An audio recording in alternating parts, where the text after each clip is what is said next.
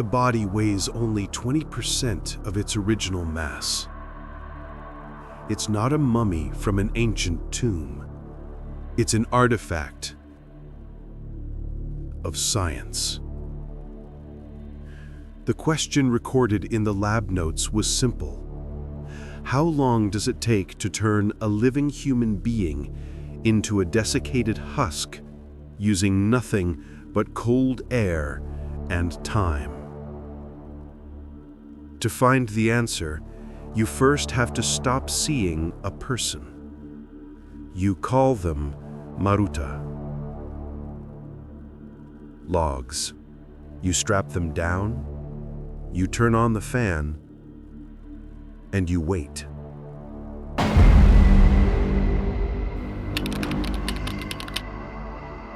How does a human limb react when frozen solid and struck with a hammer? Does it shatter like glass? In the place known as Unit 731, this was not a question of medieval torture. It was a scientific inquiry. The Maruta, or logs, were not considered human. They were raw material for a relentless assembly line of state-sanctioned atrocity. They were tied to stakes to calculate the effective blast radius of new grenades.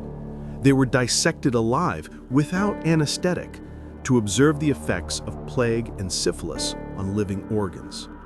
Every scream, every seizure was meticulously recorded. This was not chaos.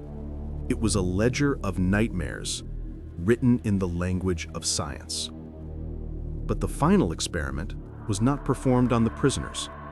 It was a test of the world's morality. After the war, the architects of this factory were not tried for their crimes. Instead, the United States granted them immunity, purchasing their ethically unobtainable data. The greatest horror of Unit 731 wasn't just what happened behind its walls. It was that the world decided this knowledge was worth the price. What happens when the people sworn to heal you become the source of your disease? In Tuskegee, Alabama, they let a cure for syphilis exist just out of reach to watch hundreds of black men wither and die for 40 years. But in Guatemala, they took it a step further. They didn't just withhold the cure, they delivered the plague. Using orphans, soldiers, and psychiatric patients, U.S. government doctors intentionally infected over 1,000 people with syphilis and gonorrhea. The goal was to test penicillin, but for one woman named Berta, it was a sentence to a meticulous, documented hell. First, they gave her syphilis and watched her skin waste away. Then, as she was dying, the lead doctor took pus from another infected subject and put it directly into her eyes. His notes recorded it as a successful transmission. She died days later. The final, cruelest betrayal? The data was deemed inconclusive. The reports were never published. The suffering produced nothing but silence until an apology came 62 years too late. How do you assassinate a man who expects a bullet? You don't use a weapon he can see. You use one he can't even feel. You make his own body the murder weapon. This was the founding principle of the Kamra, the Soviet Union's poison laboratory. Its official name was Laboratory 1, but its true purpose was to engineer the perfect, untraceable death. A death that would look like a heart attack, a sudden flu, or simple exhaustion. A death that could be denied. To build this arsenal, they needed a library of suffering, and for that, they had the Gulag. Political prisoners, deemed enemies of the state, became the unwilling test subjects.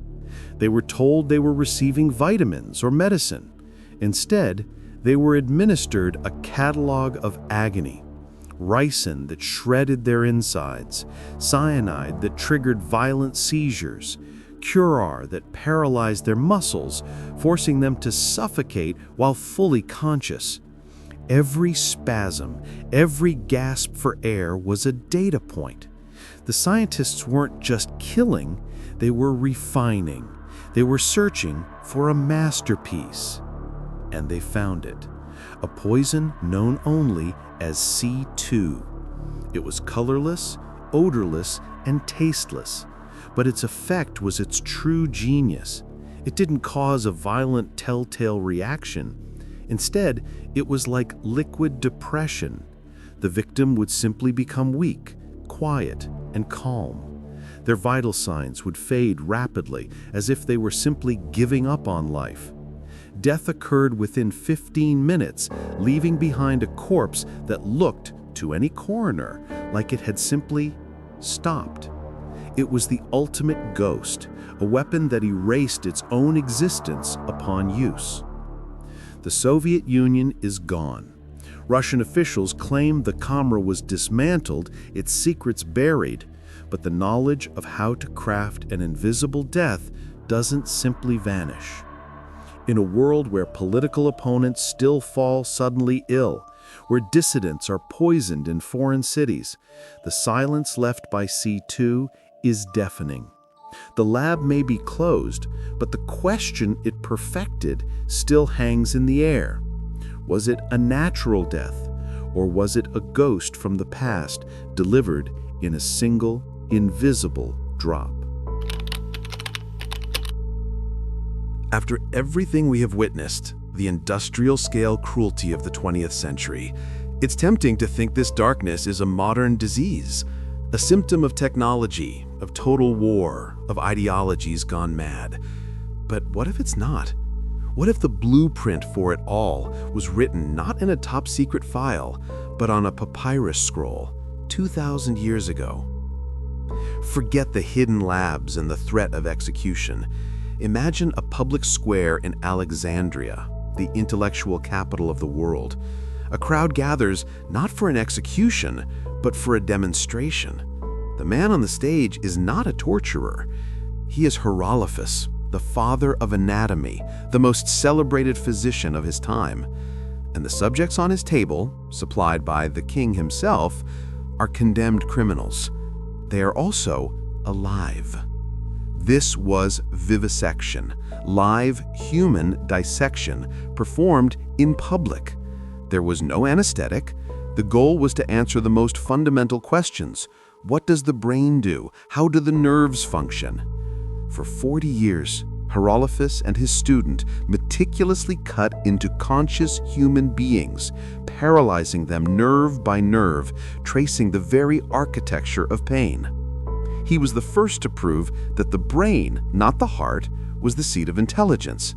His discoveries laid the foundation of modern medicine. And he did it all by watching men die, piece by piece, under his unflinching gaze. His work was revolutionary, but it was all stored in the Great Library. And when the library burned, his findings and the memory of his methods were lost to the world for nearly 1,800 years. It was as if history itself tried to bury the secret. But the impulse never truly vanished. The idea that knowledge is a justification for anything, that a human being can be reduced to a log, a subject, or a criminal for the sake of discovery. From the public squares of Alexandria to the frozen wastes of Unit 731, the question has never been if we are capable of such things. We have answered that tonight. The real question is whether the darkness that drove the first vivisection ever truly left us, or if it's just waiting, silently, for the next time we decide that the answers are worth any price. The most terrifying stories aren't just missing from the history books. They're etched into our very DNA. And there are always more silent pages to turn.